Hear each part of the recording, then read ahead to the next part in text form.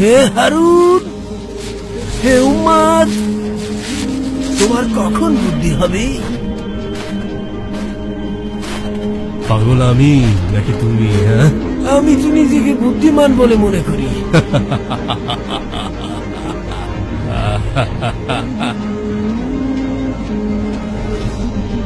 তোমার আবার কবে থেকে বুদ্ধি আসা শুরু করলো? হ্যাঁ,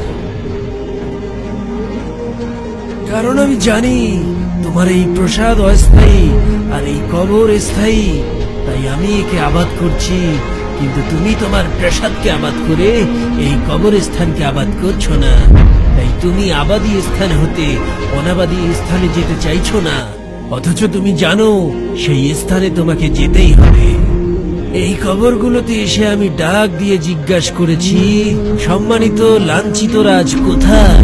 রাজত্বের কারণে দাম্ভিক ব্যক্তিগণ আজ কোথায়? কোথায় আজ অহংকারী প্রশংসিত ব্যক্তিগণ?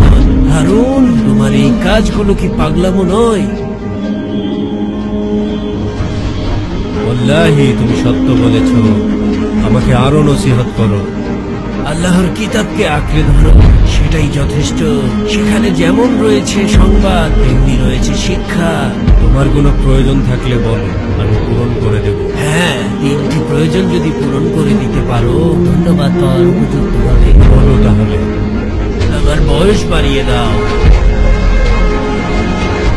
আমি পারবো না। মালাকাল মউত থেকে আমাকে রক্ষা করো। আমার সে সামর্থ্য নেই। আমাকে জান্নাতে প্রবেশ করাও, জাহান্নাম থেকে বাঁচাও। আমার সে শক্তি নেই।